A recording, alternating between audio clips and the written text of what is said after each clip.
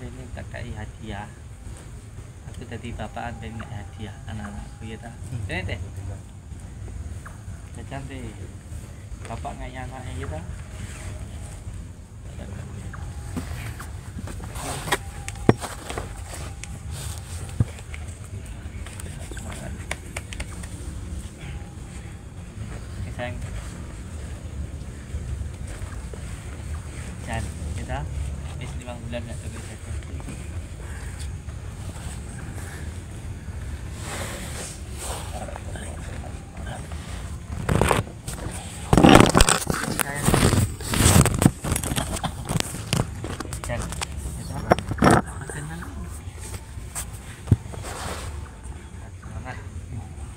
dilemokne awake ya ta. Ini cintaku. Nah, ya. Kimpe.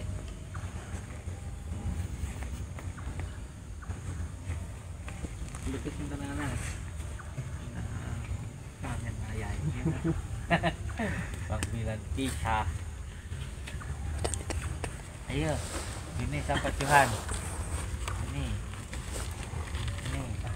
Ahmad. Ahmad sama Johan ini kembar apa piye tadi?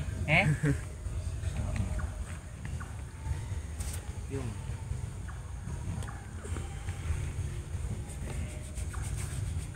Ini online ya.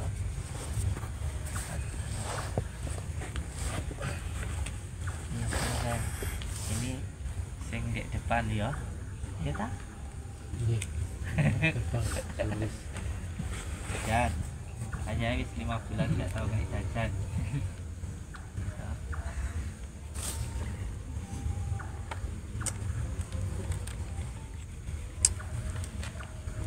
Kameramennya yang ngiri ku ya diwai. Maju Jet. Kowe tak parani tak ambung kapok lho. Ya anakku teko Lampung iki ya ta. Ayo 5 bulan gak tau kayak jajan ya ta. Itu nek sing sakit lagi ya. Keparahan itu. Ayo, apa lagi? Wah, si Jaka. Ini ada kisah panjang ini sama ini. Cium dulu.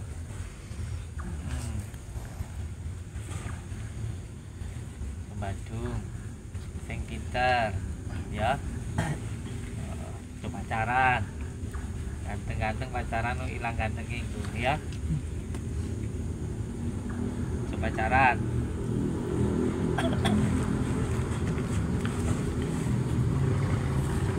Maju anak pang. Dan ini kisahnya panjang ini. Saya wis pinter ya. Ini sih, gim sih. Ini anak pang ini belum dulu.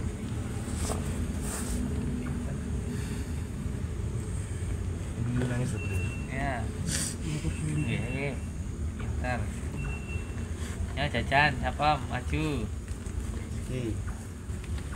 Rizky. Oh tenan. Iki ayah mlaku nek anu ngetutne iki nek di diri. Sik.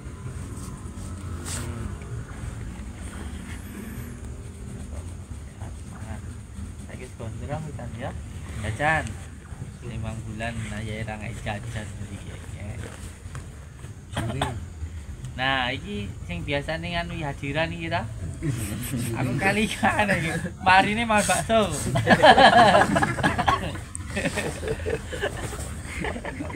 Kimse. Lu. Ora apa-apa. Ya, jajan.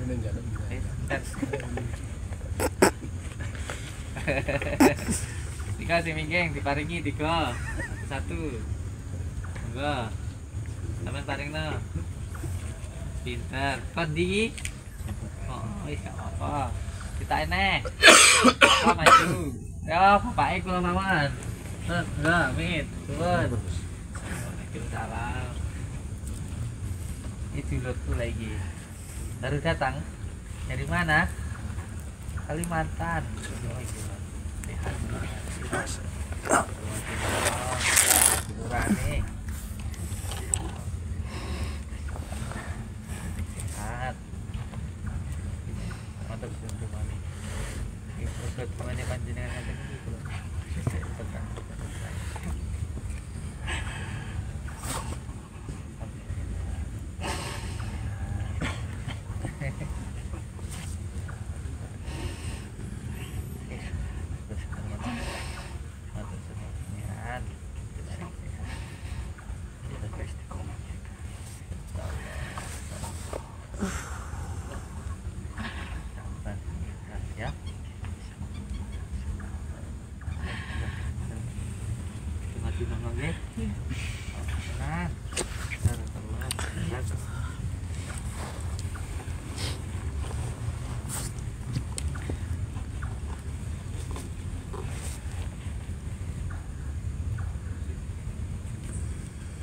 misalnya dipangan cakot kita gantian sampai entek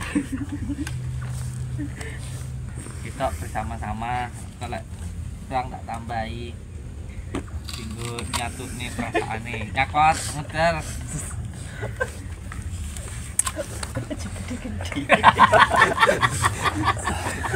Wih tanda deh menghargai lah jadi malah orang kan sayang Suaranya banteng. Ada deh. ada Alhamdulillah. juga nih ayai memiliki kalau sehat Amin. nyambut kayak ini lancar Amin. sehingga bisa ngurusi sampai PG Amin. hitungannya apa istiqomah dan ibadah ini bisa sampai ke hawa nafsu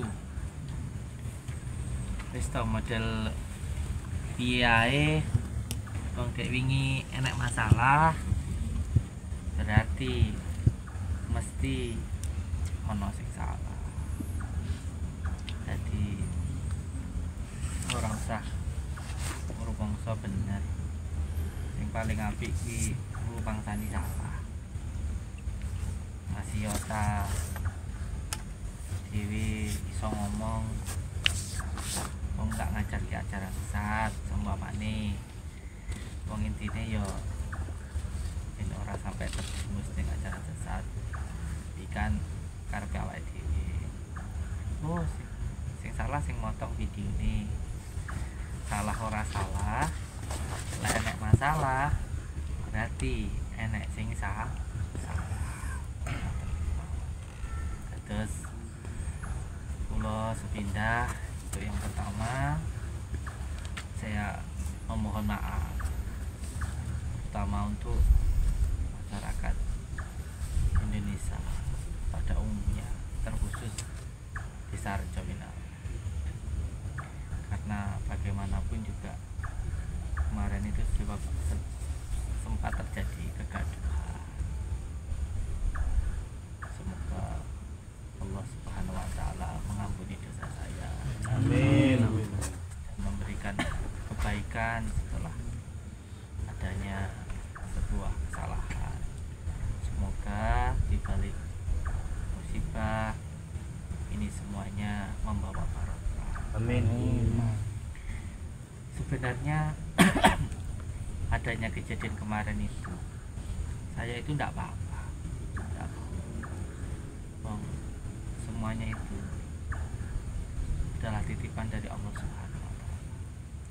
Sekaligus saya juga adalah pecinta dan juga pengagum dari Thariqah Muhammadiyah.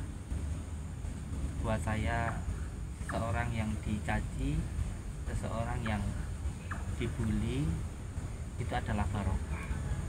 Karena supaya kita memandang kepada yang hanya kepada yang memandang yaitu Allah Subhanahu wa taala. Sebenarnya adanya kejadian kemarin itu saya tidak apa-apa. Saya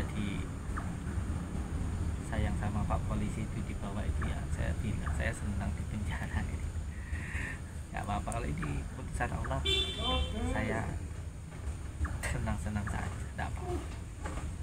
Karena memang apa yang diberikan Allah itu menurut saya adalah yang terbaik. Apalagi di dalam ilmu hikmah itu sudah sering saya sampaikan. Dan ketika kita menyampaikan sesuatu, ketika kita mengatakan sesuatu, itu nanti pasti akan dimintai pertanggungjawaban atau pembuktian. Makanya mewedar sebuah ilmu kasapuhan, ilmu jati diri itu harus berhati-hati karena setiap kali kita mengatakan itu nanti akan ada bertanggung jawab atau akan ada pembuktian. Jadi saya selalu mengatakannya bahwa hidup itu harus senang dengan apapun yang Allah berikan. Jadi di balik setiap musibah itu pasti ada barokahnya. Seperti halnya ini dulu, ini tadi ketinggalan, nanti saya malah lupa mana. Nah ini preman-preman saya ini. Ini dulu, cium dulu.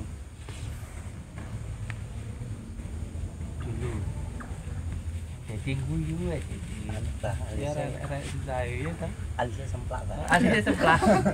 Ya, jajan ya. Saya wis 5 bulan enggak tahu kayak jajan. Ya gitu. Ini saya. Masya Allah. Ya anak tersayang loh, iya dah. Diam dulu.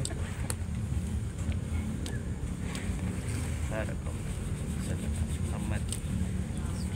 Jajan, saya wis 5 bulan datangnya jajan ya dah.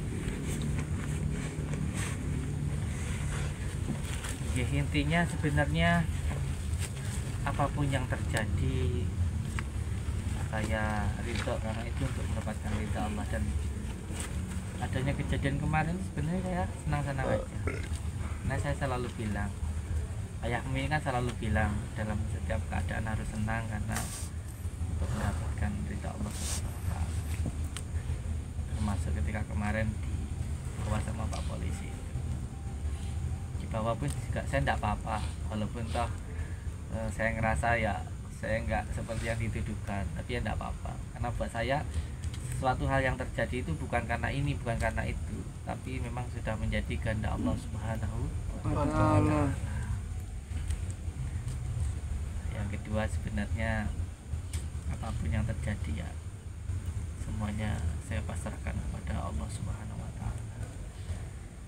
Saat itu pisah dengan istri atau jauh dengan istri ya nggak apa-apa.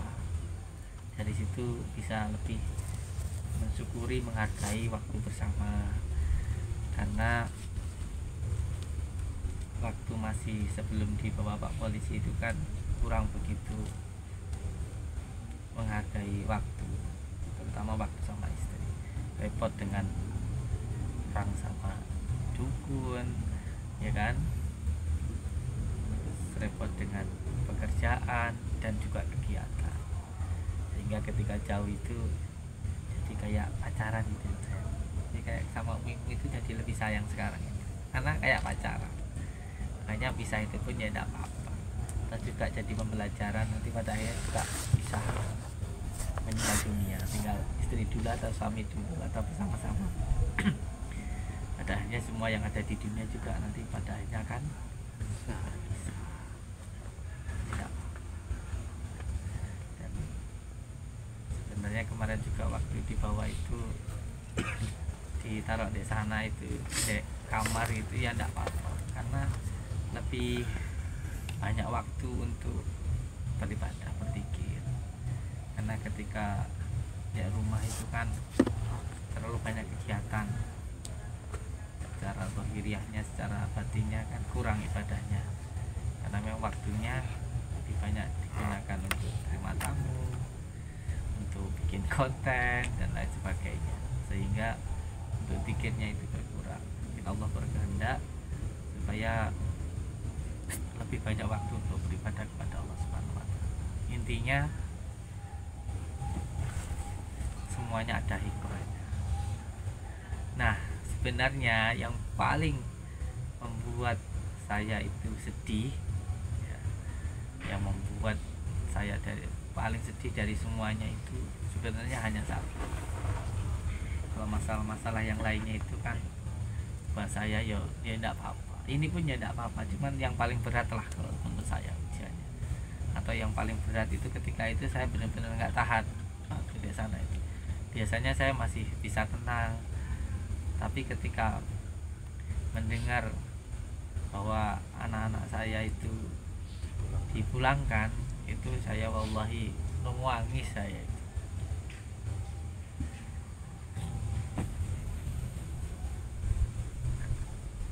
Karena ya Pak Rete tahu lah, saya itu dari mulai cari rongsok gitu, siang malam jadi pemulung bekerja siang malam, bahkan di sini saya bikin konten dari mulai pagi sampai siang sampai malam ya. Saya terima tamu, saya gak pernah tidur malam selama 7 tahun. Hanya pokoknya setiap saya terima tamu malam jam 12 selesai lah, saya langsung berangkat ke hutan. Itu semuanya saya lakukan itu hanya ingin hidup dengan anak-anak saya. Semuanya itu saya lakukan untuk anak-anak saya, untuk anak santri saya. Saya pengen anak-anak saya, untuk siapapun lah yang datang ke sini, yang jadi anak saya yang berada di sini itu bisa ngaji. Hanya itu saja sebenarnya tujuan saya, tidak ada yang lainnya. Jadi tujuan saya dari dulu itu sebenarnya semua yang saya lakukan itu, saya itu hanya pengen bikin pondok pesantren. Kenapa? Karena dari kecil waktu ayah saya pulang ngaji ke kampung-kampung sebelah itu, naik sepeda ontel, saya digendong pulang ngaji ke musola-musola. Itu beliau selalu menceritakan pengen nanti saya kalau besar di pondok pesantren gitu, dikirim ke Jawa gitu. Terus lalu beliau menceritakan tentang kehidupan di pondok pesantren. Jadi waktu beliau dulu di pondok itu, di pondok Paron di Ngawi, cerita sama saya bahwa dulu di pondok pesantren itu seperti ini begitu. Salah satu contohnya bagaimana beliau takdim sama kiainya. Itu benar-benar membuat giroh, membuat semangat buat diri saya. Saya sampai menggebu-gebu, wah nanti saya mondok gitu. Dan beliau juga selalu menceritakan pengalaman beliau secara ilmu hikmahnya, kayak seperti bangun masjid, waktu itu banyak yang datang, terus nggak ada makanan, terus akhirnya laporan ke Bu Nyai laporan ke Abah Yai, ternyata yang bantu banyak sedangkan masaknya dikit. Terus Abah Yai itu nyuruh ayah saya untuk ke Siring gitu loh, bawa bubu ditaruh, suruh naruh di Siring. Dia ditaruh aja padahal di situ tidak ada sungainya, tidak ada airnya gitu.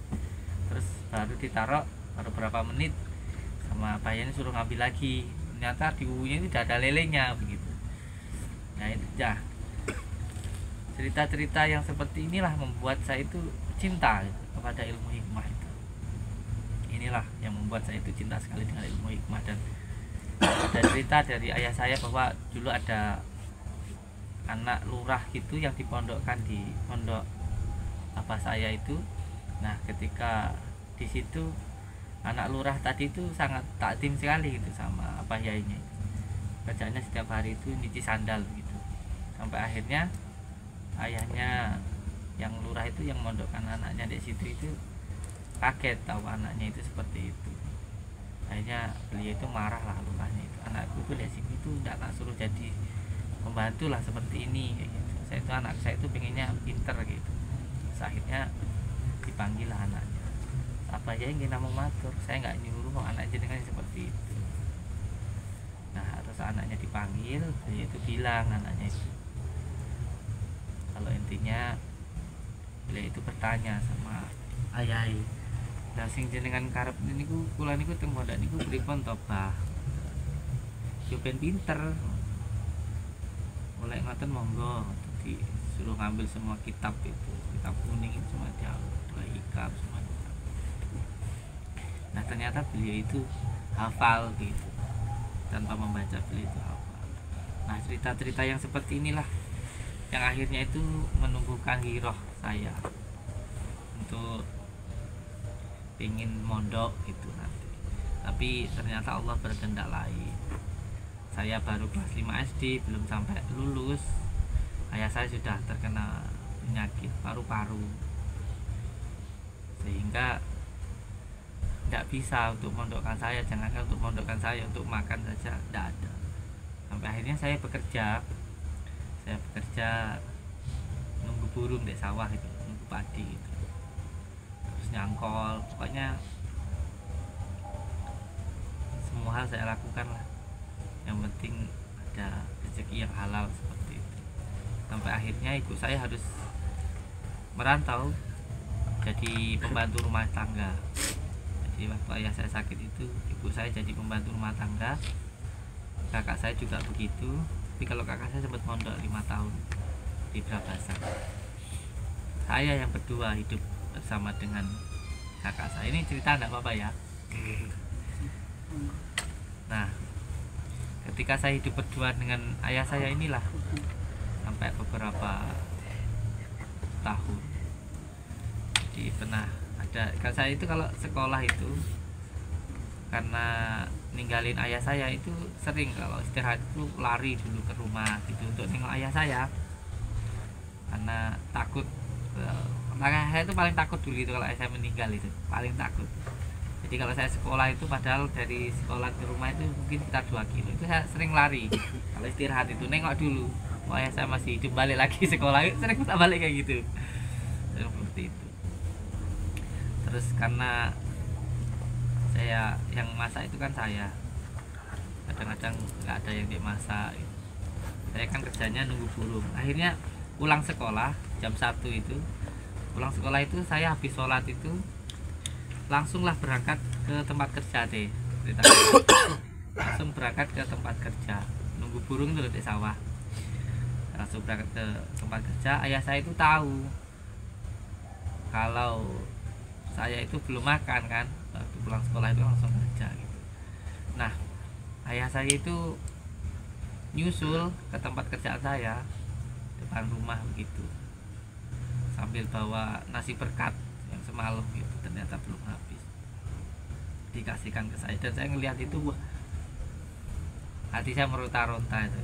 Saya sangat sedih itu melihat ayah saya, namanya orang sakit kan, jalannya kan sembayangan gitu sambil bawa tokat itu, sambil bawa makan untuk saya itu di sawah itu. Terus akhirnya saya tahu itu, saya lari terus tak ambil itu. Terus beliau itu bilang, nah sama niku urung maem kok langsung kerja. Nggih ya, tak maem kok. Saya makan. Terus akhirnya ya wis kita timan nggih. Terus saya mau makan itu, saya mau makan nasinya itu loh, tak lihat itu nasinya itu basi gitu. Tapi karena saya takut ayahku itu ngerti terus kecewa itu, akhirnya nggih Pak, kula tak maaf gitu. Tapi saya kali saya minggir jauh gitu, agak jauh gitu, biar nggak tahu gitu. Jadi di jauhan itu saya pura-pura makan, padahal nasinya itu basi. Tapi alhamdulillah masih sehat. Makanya kayak tadi itu ya, kita ada anak pengamen tadi, anak yatim ya, anaknya 3 tahun sekolah itu tinggal beli sepatu itu, saya sangat terharu sekali karena saya dulu pernah seperti itu. Sekolah itu sepatu itu tak tenteng gitu loh, sepatu itu tak tenteng. Tak tanya teman-temannya kenapa sepatunya ditenteng, boleh nanti di sana ya dilepas, lagi istirahat ya ditanya lagi gitu, kenapa nggak dipakai, oh nanti dilepas lagi, pulang pun ya ditenteng. Padahal nggak saya pakai itu karena, wah sini sayang, karena sepatunya itu kayak buaya itu loh. Loh ini anakku datang.